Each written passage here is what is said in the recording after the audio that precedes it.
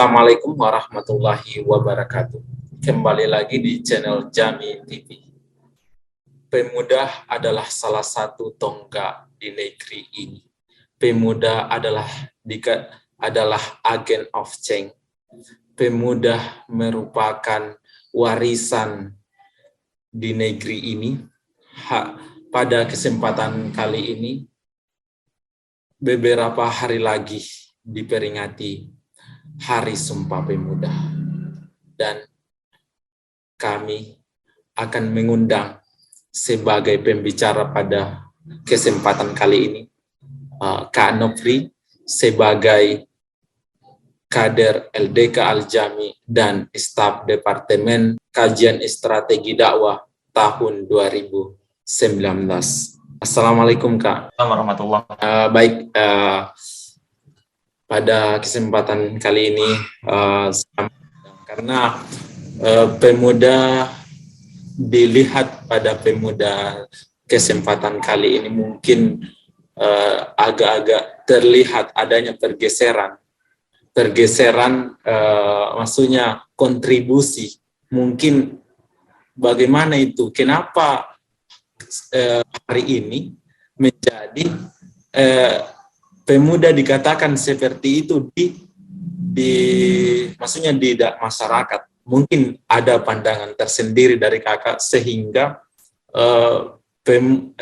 atau kontribusi pemuda di saat sekarang agar tidak dikatakan pemuda itu bergeser, maksudnya bergeser kontribusinya dari zaman dulu sehingga sekarang itu dikatakan pemuda itu bergeser. Baik, bagaimana pandangan kakek itu seperti itu? Bismillahirrahmanirrahim. Assalamualaikum warahmatullahi wabarakatuh. Pertama-tama saya terima kasih undangan dari teman-teman UKM LDK Al-Jami kembali mengundang saya di forum yang Masya Allah, saya sangat rindu sekali dengan forum kebersamaan dengan teman-teman LDK Al-Jami. Terakhir kita bertemu 2020 di musyawarah besarnya pengurus sebelumnya, sampai akhirnya saya bertemu sekarang dengan pengurus yang diisi oleh teman-teman angkatan 2018.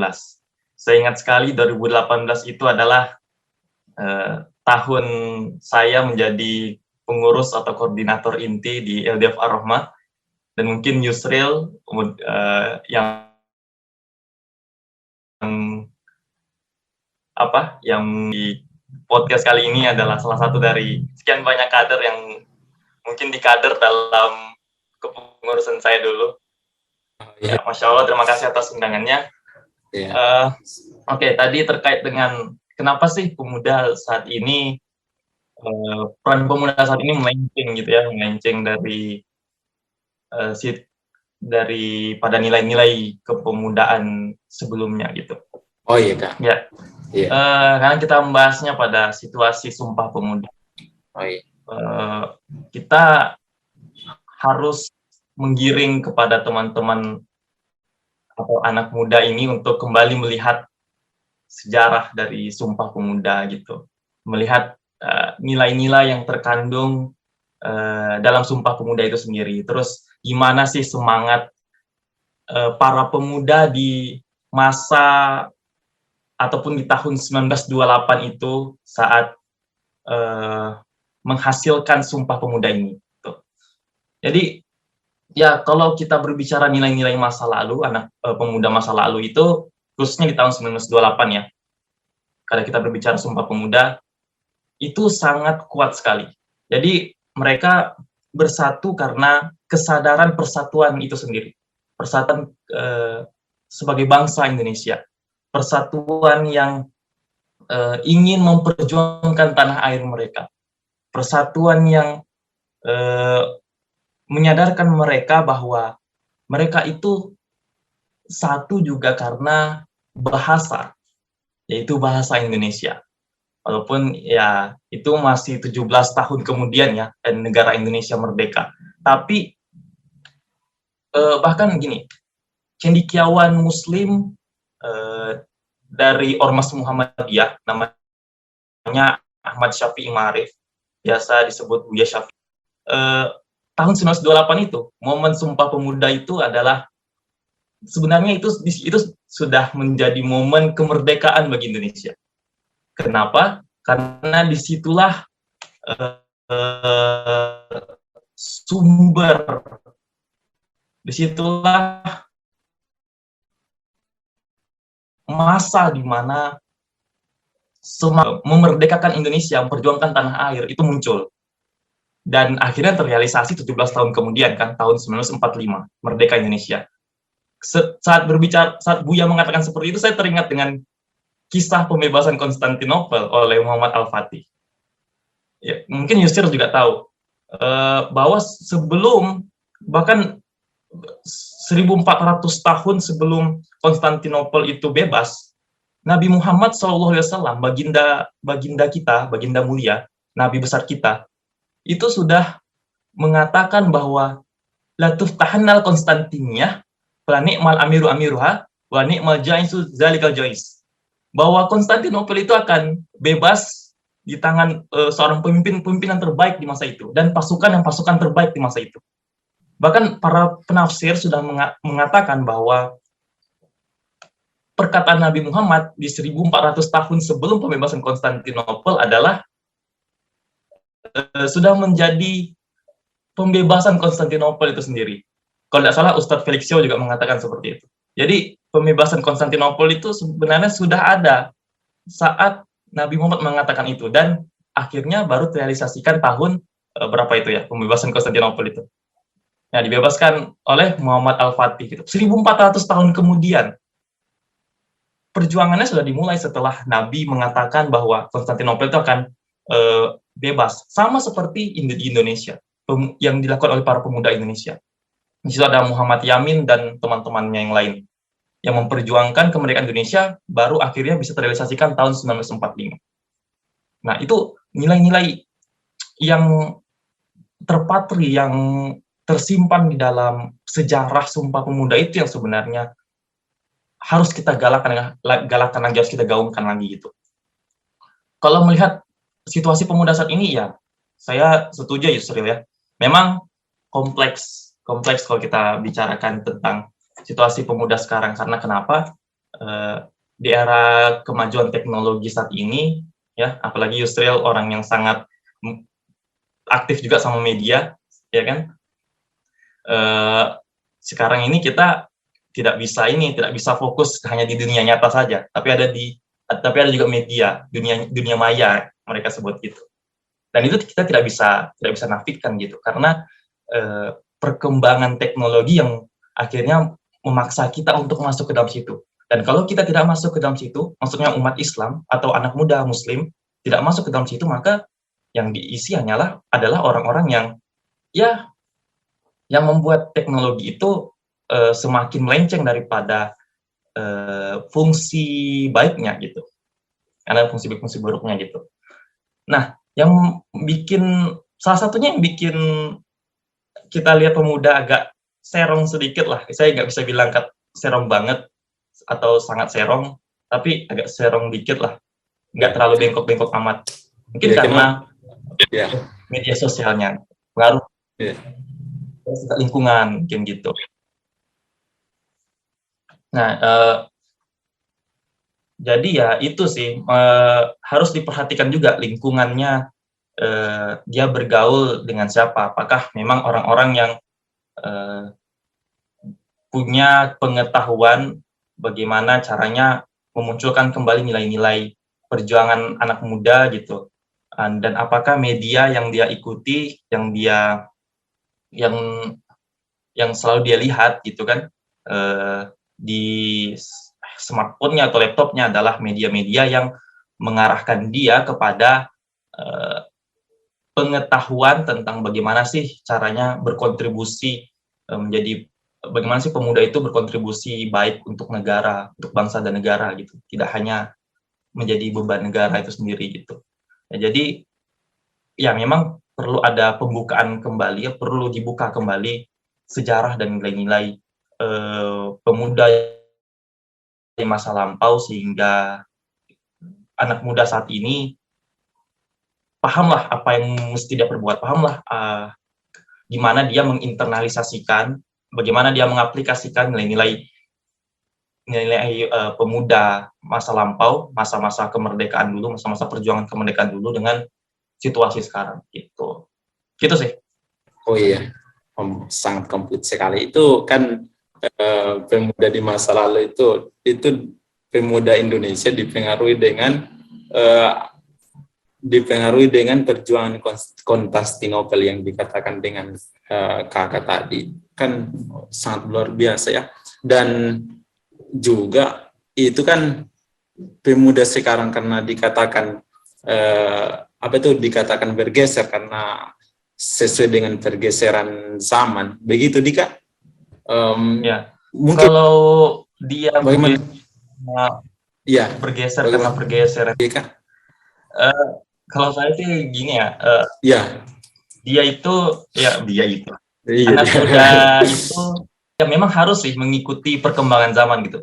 Kita juga tidak bisa menyalahi zaman juga. Kita menyalahi modernisasi ataupun juga perkembangan teknologi, karena ini memang hendak alam, hendak situasi saat ini yang mengarahkan kita ke situ, dan mau tidak mau kita harus lakukan. Dan apakah itu akan melencengkan anak muda, yaitu tergantung yang menggunakan kan. Misalnya nih Yusril menggunakan YouTube, ya kan? Kalau Yusril menggunakan untuk memberikan edukasi, memberikan pendidikan yang baik untuk penonton-penonton YouTube Yusril, ya kan YouTube itu kan produk pergeseran zaman juga ya kan, yang dimaksud Yusril, maksudnya ke arah zaman yang mengarah ke modernan gitu. Itu kan produk modern juga itu YouTube. Nah, tapi Yusril menggunakannya. Yusril menggunakan itu tidak membuat Yusril menyimpang juga, tapi malah Yusril gunakan untuk kebaikan, untuk edukasi. Bagus sekali, berarti artinya zaman yang tadinya tradisional bergeser ke modern, ke arah yang lebih modern itu ternyata bisa membawa berkah juga, tergantung yang menggunakan. Ya, jadi media itu seperti pisau lah, tergantung siapa yang pegang. Ya kan, kalau pisau itu yang megang chef, ya pasti digunakannya untuk bagus ya, untuk buat masakan dan sebagainya. Tapi kalau pisau itu digunakan oleh orang-orang yang mabuk, orang-orang yang memang punya nafsu untuk membunuh, nah itu kan tidak baik.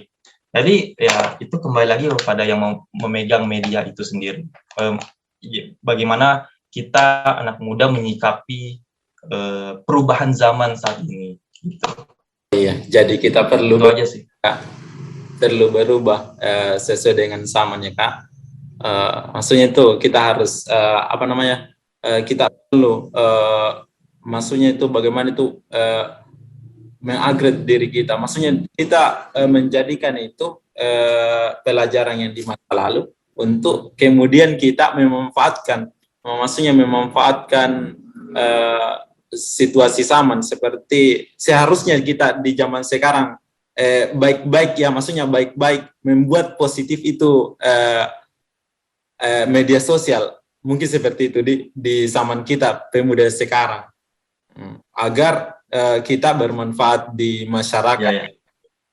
Seperti kan dan ya itulah yang harus kita lakukan sebagai maksudnya mensiarkan agama kita, meskipun zaman dahulu berjuang dengan negara, berjuang dengan negara dan agama, dan sekarang kita berpindah ke zaman, ke teknologi. Makanya kita harus kreatif lah untuk di zaman sekarang sebagai seorang pemuda. Ya betul, tadi Yusril bilang tentang bagaimana pemuda itu sebaiknya harus memanfaatkan teknologi ini dengan sebaik-baiknya, bukan dengan seburuk-buruknya. Dan juga peluang peluang perkembangan teknologi ini sangat luar biasa ya. Ini contohnya kita bikin podcast, terus bisa live YouTube, bisa live Instagram, bisa banyak fitur-fitur yang membantu, bahkan sangat membantu untuk mensyiarkan dakwah kita sebenarnya. Jadi pengurus-pengurus LDK di masa bergerak dalam 2 dimensi program kerja. Jadi ada dimensi offline, lalu ada dimensi online. Nah, itu akan terjadi dan kita tinggal menunggu waktu saja. Karena perkembangan teknologi yang mengarahkan kita ke situ. Dan kita sebagai pendahulu tidak bisa menjudge, tidak bisa menyalahi inovasi dari teman-teman gitu. Sebenarnya ada perasaan saya yakin ada perasaan dari kader-kader terdahulu, ada perasaan seperti ingin, kenapa begini, kenapa mengarah seperti ini, kenapa begini? Ya, tapi mohon maaf, tidak bisa menyalahi seperti itu saja, karena pengurus-pengurus LDK pun harus berinovasi, harus melakukan revolusi program kerjanya gitu. Tidak hanya melulu duduk di masjid, tidak hanya melulu melingkar di apalagi namanya itu pos-pos yang di setiap fakultas itu, tidak hanya seperti itu, tapi ternyata bisa bikin halaka di Zoom ya, lewat media online. Nah, dan itu harus, itu kan bisa seperti itu. Jadi sepertinya tidak ada lagi alasan buat pemuda dan juga khususnya pemuda Muslim untuk tidak bergerak dan malas melek teknologi ya, karena ini memang masanya kita, dan beruntung sekali kita mendapatkan masa seperti ini. Bahkan bisa kerja dari rumah, bisa kuliah dari rumah, dan itu harus dimaksimalkan lagi. Apalagi pandemi saat ini ya, ini merupakan berkah tersendiri. Bahkan saya dan Yusril sempat-sempatnya bikin channel YouTube gara-gara pandemi. Jadi kan? Jadi apa ya? Betul-betul gimana anak muda itu memaksimalkan peluang yang ada gitu, sehingga pandemi bahkan tidak menjadi halangan buat dia untuk berkarya gitu. Jadi apapun hasilnya ya, yang penting kan upaya kita sendiri ya. Kita yang penting keluar yang penting kita, maksudnya yang penting kita nikmati ya kreatif anak muda sekarang ya Kak, seperti itu. Dan mungkin saya potong, kita lanjut Kak. Lanjut. Ya memang betul. Karena banyak sebenarnya Yusril, banyak kita temui anak muda yang berinovasi di media sosial, tapi ya terpaksa, dengan cara terpaksa. Kenapa? Karena yang dia kejar bukan manfaatnya. Itu yang menjadi masalah utama. Yang satu bikin prank. Nah, yang satu, dan yang baru, si anak muda yang baru terjun di dunia media sosial ini bikin prank juga. Padahal itu bukan jati diri dia, maksudnya bukan kepribadian dia, bukan seperti itu, tapi karena dia melihat tren seperti itu, akhirnya dia ikuti. Apa yang dia tujuannya adalah viewers, tujuannya adalah saya ingin punya angka yang tinggi, angka yang banyak, saya ingin beli, dan saya juga dan ingin juga saya. Ya, saya ingin membeli alat podcast seperti Deddy Corbuzier misalnya, canggih-canggih seperti itu. Iya kan? Ya, karena yang mereka kejar itu bukan manfaatnya. Nah, yang mereka kejar itu adalah angka ya, nilai angka-angkanya. Saya banyak belajar dari salah satu saya yang merupakan pernah bersama-sama dengan saya di LDF Ar-Rahmah. Dia sudah selesai juga dan dia punya channel YouTube. Oh ya, itu. Dia itu Andi Alfian. Yang kreatif juga di fakultas kita. Nah, dia iya. Nah, biasanya YouTube-nya itu sudah menghasilkan. Podcast-nya bahkan juga sudah menghasilkan gitu, kalau saya. Tapi yang dia kejar sebenarnya bukan angka. Makanya sekarang ini kalau dilihat dia pernah curhat ke saya gitu tentang apa yang dia dapatkan, penghasilan seperti apa. Ya, tapi memang bukan itu yang dikejar sebenarnya. Yang dikejar adalah manfaat videonya dia. Videonya ini bisa di YouTube-nya ini dia bisa menghasilkan apa sih? Dia bisa memberikan apa agar mencerdaskan penontonnya gitu. Coba antum lihat antara subscriber dengan viewers videonya itu sangat jauh berbeda. Viewersnya bisa mungkin satu kali video upload cuman 5 atau 16 kali ditonton. Beda dengan subscribernya yang sudah ribuan, saya lihat. Sudah ribuan. Oh iya, Dan Kak. itu sangat berbeda. Karena Iya. tapi tetap mempertahankan skillnya, tetap mempertahankan identitas apa ya? Identitas ciri khasnya dalam membawakan. Nah, ya. Iya, karena dia memperan ciri khas itu. Padahal dengan subscriber seperti itu, saya berpikiran kalau saya jadi Alfi dan kalau saya licik seperti orang yang saya ceritakan sebelumnya, itu saya akan langsung bikin video prank. Serius, saya akan langsung bikin video prank. Dengan subscriber sebanyak itu, saya akan bikin video prank. Saya akan bikin konten Ome TV mungkin seperti Vicky Naki supaya banyak ditonton juga. Saya ganti servernya ke server luar negeri supaya saya dapat viewers yang banyak, karena tujuan saya angka. Tujuan saya adalah memperoleh banyak angka dan penghasilan yang banyak. Tidak peduli idenya ide siapa, saya akan kopas ide-ide orang-orang yang sudah punya kesuksesan dari konten-kontennya. Padahal orang-orang yang sukses dengan video prank, dengan video Ome TV-nya itu adalah karena kreativitas dia sendiri sebenarnya. Tapi yang mengkopas ini yang agak bahaya menurut saya, dan saya salut sekali punya teman seperti dia. Dia banyak mengajarkan saya terkait dengan bikin konten seperti seputar konten. Jadi akhirnya saya paham dan akhirnya tersadarkan di situ bahwa memang ya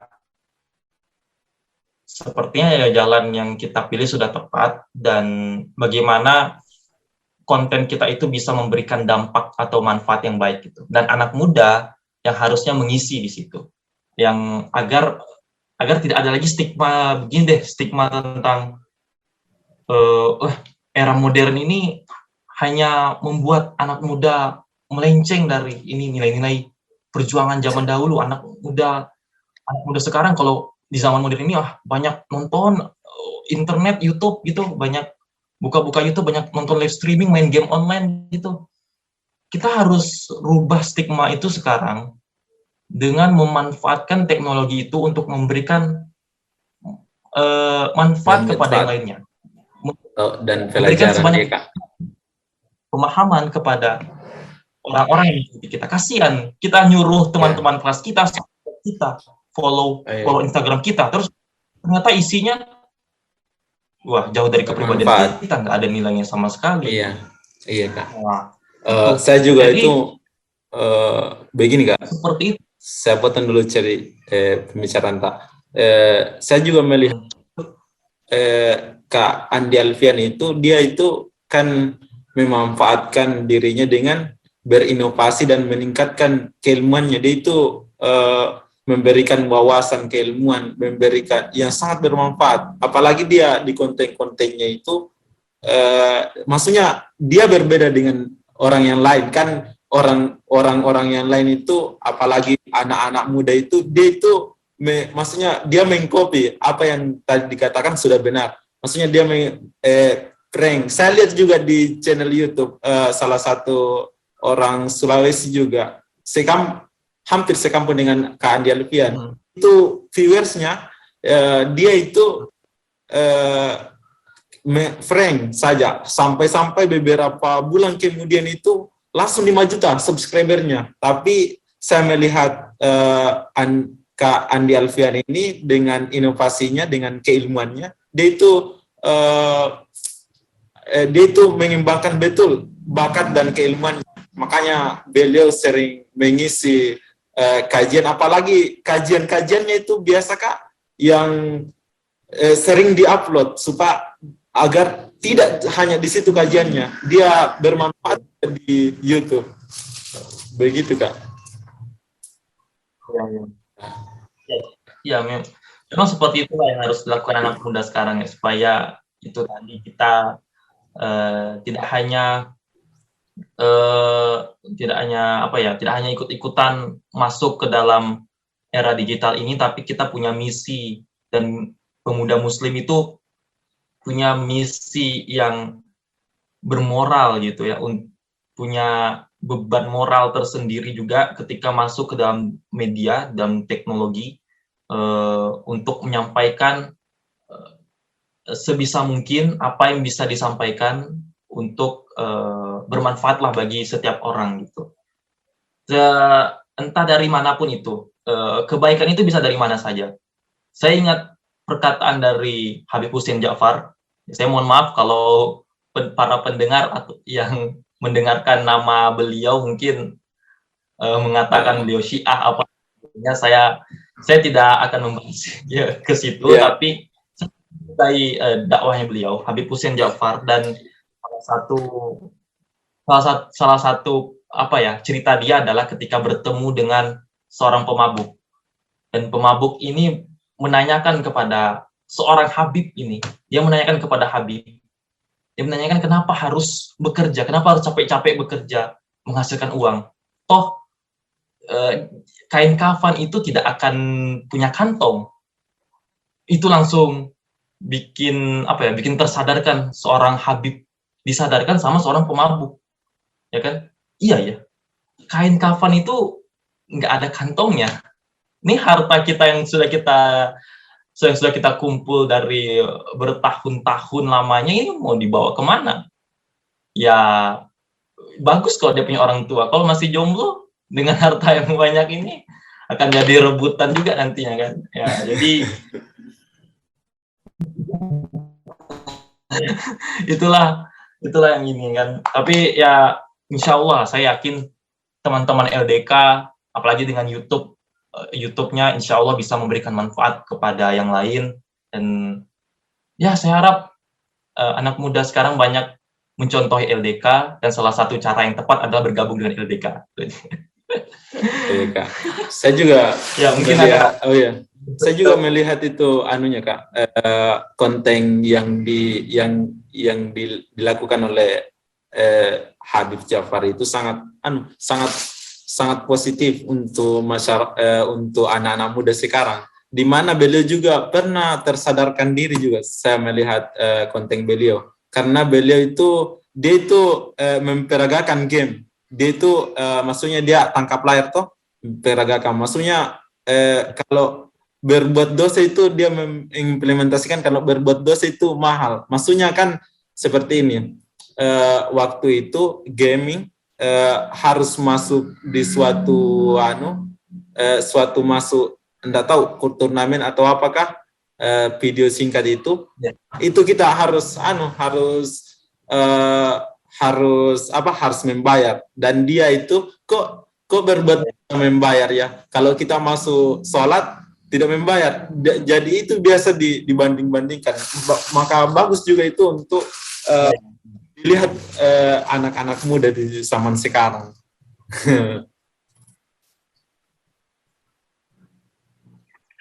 Iya, memang ya.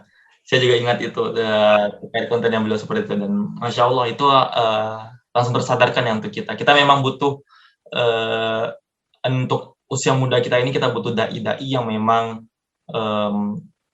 tidak hanya mungkin bagus sih berbicara tentang akidah. Saya tidak membenci mereka. Saya justru bagus, akidah bagus. Cuman konteks untuk anak muda memang agak sulit untuk hanya sekedar dakwah ayat, dakwah hadis gitu. Kita butuh yang namanya inovasi dakwah yang bisa diterima oleh anak muda. Banyak sekarang kita lihat beberapa dai yang saat ini menggunakan perkumpulan anak muda gitu, mengajak anak muda. Sebenarnya itu konteksnya dakwah, tapi dikemas dengan kegiatan-kegiatan anak muda. Contohnya, saya tidak tahu siapa yang punya itu ya. Shift itu Hanan Ataki ya. Nah, ada itu kegiatan-kegiatannya luar biasa itu, kayak berkumpul skateboard ya kan sama anak muda, terus main apa gak gitu, main futsal mungkin apa dan sebagainya. Itu sebenarnya semuanya dakwah, tapi dibalut, dikemas dengan apa ya, yang punya ciri khas anak muda gitu. Itu yang sebenarnya kita perlukan. Dan saya harap juga teman-teman LDK punya inovasi seperti itulah yang dan saya lihat kemarin bagus sekali ada program kerja panahan gitu kan, waktu offline dulu gitu. Bahkan yang lebih bagusnya lagi dulu itu Yusril di masanya saya pengurus atau pengurus sebelumnya LDF Ar-Rahmah.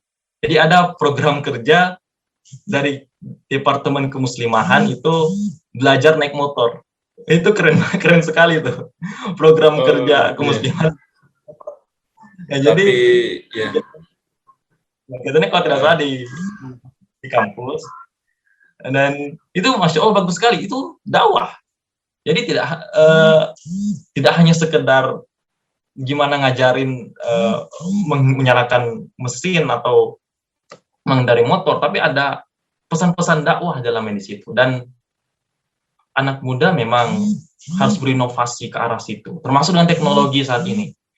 Banyak fitur yang sekarang diberikan, Google Meet, Zoom, podcast, kita tinggal pilih salah satunya yang bisa kita bikin platform untuk menyampaikan pengetahuan-pengetahuan kita.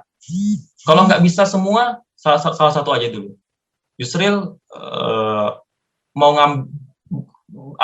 berminat dengan YouTube, dia sudah bikin akun YouTube. Tapi berminat juga dengan podcast, dan podcast itu yang gratis itu bisa didaftar lewat Anchor, namanya Anchor, dan itu gratis ya. Tapi Yusril nggak tahu nih maksudnya tahu tapi bingung untuk memanajemenkan waktunya. Ini YouTube hari apa, jam berapa, ini podcast lagi saya ini jam berapa, hari apa. Bisa salah satunya dulu Yusril ataupun teman-teman yang ingin fokus dalam dakwah media sosial gitu kan, media digital saat ini, bisa fokus satu saja dan maksimalkan di situ. Gali semua pengetahuan di platform itu sehingga bisa menjadi wadah teman-teman untuk melakukan banyak amal kebaikan, walaupun teman-teman tidak harus mencari orang-orang orang yang butuh bantuan di luar sana, tanpa harus bergerak dari kamar Yusril, dari kamarnya teman-teman bisa melakukan inovasi amal kebaikan lewat media digital. Tapi ya amal-amal kebaikan di luar jangan dilupakan, jangan sampai kita monoton saja di media digital, dunia nyata kita nggak urus gitu. Padahal banyak nilai-nilai kebaikannya yang kita dapatkan di dunia nyata. Cuman saat ini di era modern saat ini, anak muda seperti kita harus dihadapi realitas dua dunia yang saat ini kita masukin gitu. Raga kita ada di dunia nyata, terus ada robot ya, ada semacam raga robot kita di dunia maya. Itu yang bikin kompleks gitu. Dan saya harap kita tidak lagi menjudge orang itu sudah melenceng karena terlalu mengikuti perkembangan zaman. Kita nggak bisa ngejudge juga, karena siapa tahu itu upaya dia juga untuk melakukan kebaikan lewat media maya, dunia maya, mungkin kurang aktif di dunia nyata, dan dia memaksimalkan kebaikan itu di dunia maya gitu. Jadi ya itu, keluar dari zona nyaman, keluar dari apa yang membuat kita terlena, dan sampai waktu kita terbuang hanya untuk nonton live streaming, main game online gitu. Nah, itu yang harus diupayakan. Dan salah satu cara kita juga untuk menginternalisasi nilai-nilai Sumpah Pemuda tanggal 28 Oktober ya, tanggal 28 Oktober. Iya Kak, tanggal 28. Oktober. yang bisa kita lakukan melalui media sosial. Jadi nggak perlu turun teriak-teriak dengan toa. Ya kalau memang itu bukan skill teman-teman, jangan dipaksakan. Karena saya pernah merasakannya. Itu memang bukan skill saya. Ya, kalau memang tidak bisa di luar sana, berteriak di sana, teriakkan aspirasi lewat media sosial. Kan sekarang bisa. Pemerintah juga sangat terbuka sekarang kan, memberikan ruang digital. Itu digunakan semua untuk kebaikan.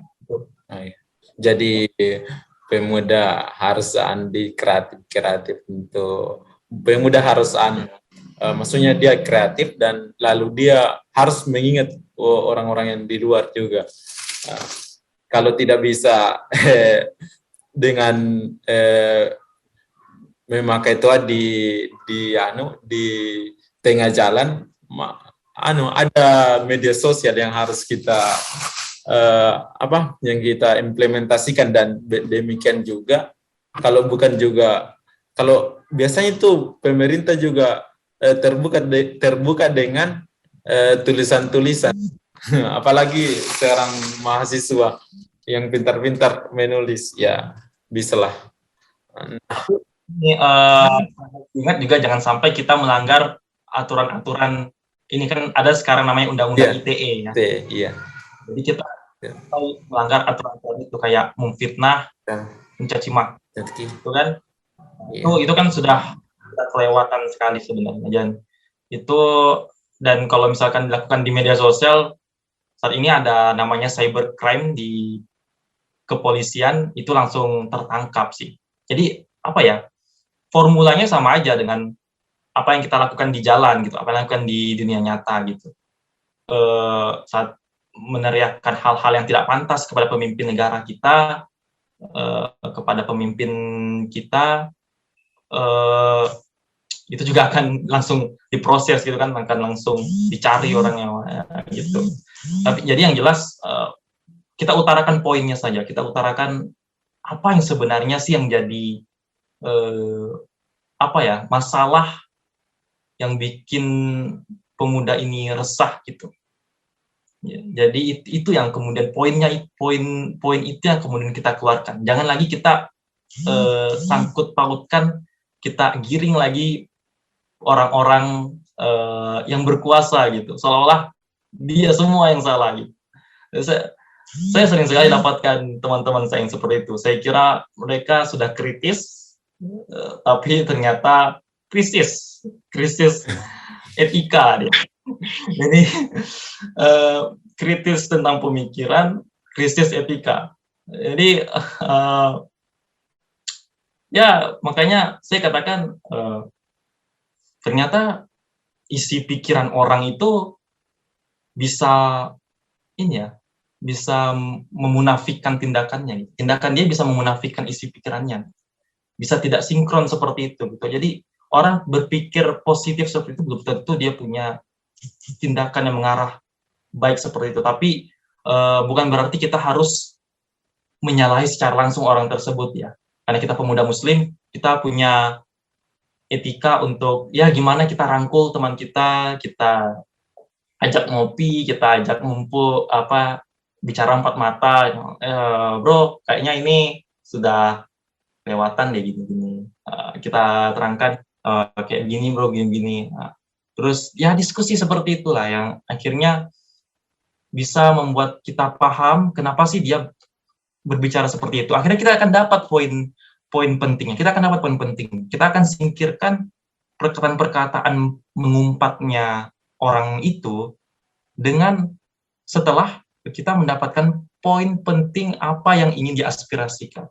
Itu yang kemudian kita kembangkan, itu yang kemudian kita tonjolkan, itu kemudian kita bantu tanpa kita pikirkan lagi, kau tadi menyalahi presiden, kau tadi menyalahi pemimpin begini-begini. Kita tidak lagi memikirkan itu, kita fokus pada poin masalahnya, kita bantu seperti itu. Jadi bahu-bahu gotong royong, itu kan yang dilakukan oleh pemuda masa lalu kan. Para pemuda yang jadi anggota Kongres Pemuda kedua yang akhirnya menghasilkan Sumpah Pemuda ini kan, dia berangkat dari situ, berangkat dari gotong royong, berangkat dari semangat kebersamaan itu yang akhirnya memunculkan 3 alinea Sumpah Pemuda itu yang kita kenal sekarang dengan Sumpah Pemuda gitu kan, tahun 1928 itu. Jadi ya itu, ya gimana kita menyikapi perkembangan saat ini ya sebagai pemuda, ya jangan sampai, ya juga anak muda ini ego kita main gitu, sangat bermain, jadi jangan sampai kita keluar zona ya Kak. Ya, kita terpengaruh gitu, mau ikutan, ini sudah panas ini di depan, kita mau maju gitu. Wah, kita jadi ikutan maju gitu. Baru kita langsung ke sana-sana. Menerobos maksud saya. Berarti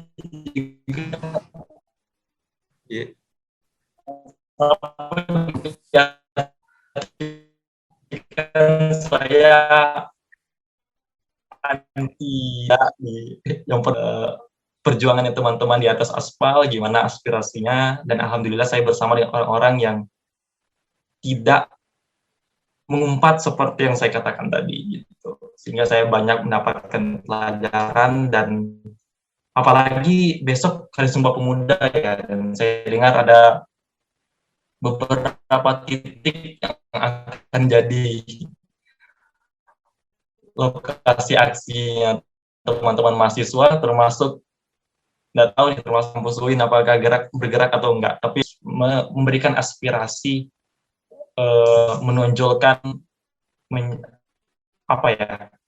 malah menonjolkan penyalahan terhadap orang yang sebenarnya belum tentu dia yang punya kendali. Negara kan ada bawahannya, terkadang atasan dan bawahan itu beda persepsi lah gitu. Kita lihat banyak fenomena akhir-akhir ini seperti itu, dan kita tetap dukung apa yang dilakukan oleh pemerintah kita saat ini. Ya, salah satu itu dukungan terhadap vaksinasi, mungkin dukungan terhadap protokol kesehatan, itu juga bisa menjadi upaya anak muda saat ini bagaimana bahu-membahu dalam menginternalisasi nilai-nilai Sumpah Pemuda itu gitu. Itu sih menurut saya. Terima kasih. Mungkin kita sudah di penghujung acara ini karena kali ini lama kita berdiskusi. Saya rindu sekali dengan teman-teman ini. Ini kita informasi setelah 2018 ini, saya tidak tahu lagi kader 2019 nanti yang jadi pengurus LDK. Saya sudah tidak tahu lagi. Saya tidak pernah lihat. Saya pernah mungkin, tapi tidak terlalu mengenal seperti teman-teman 2018 ini. Ya, ada Yusril, ada Nita, ada Ferry. Ini, oke, saya bilang, wah ini pertemuan yang sangat spesial karena mereka adalah orang-orang dari hasil saat saya menjabat sebagai pengurus gitu. Dan tanpa terasa teman-teman sudah menjabat sebagai pengurus inti, dan saya terharu sekali, dan saya merasa bangga dengan kinerja teman-teman Kastrat sampai saat ini. Semoga lebih baik lagi lah ke depannya gitu. Amin.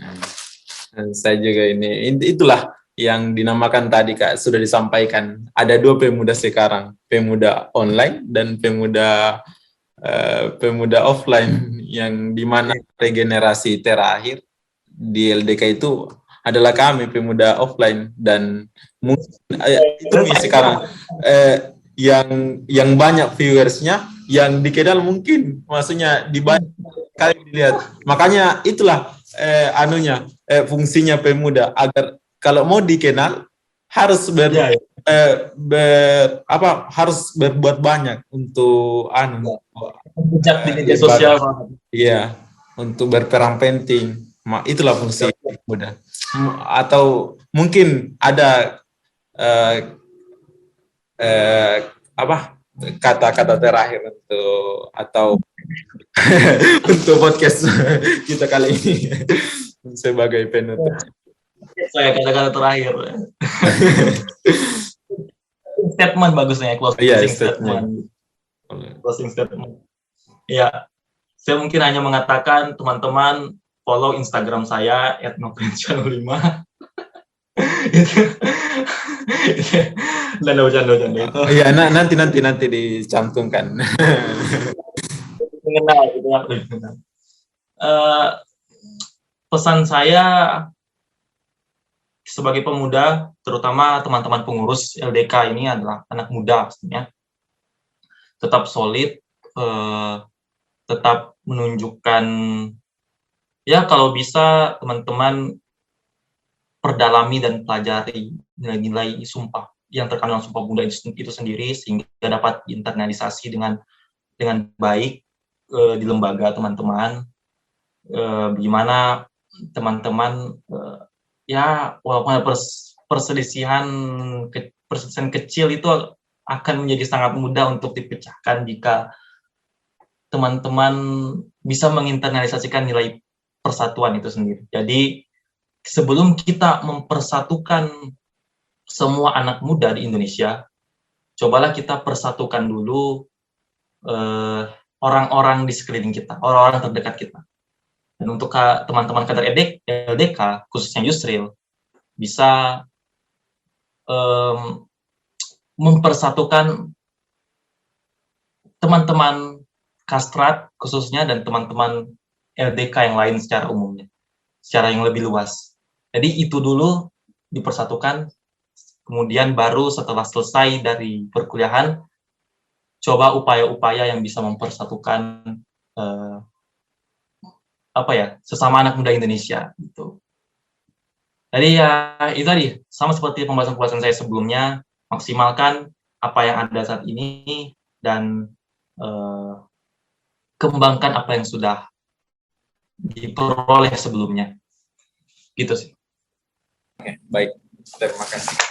Baik, pemuda. Baik.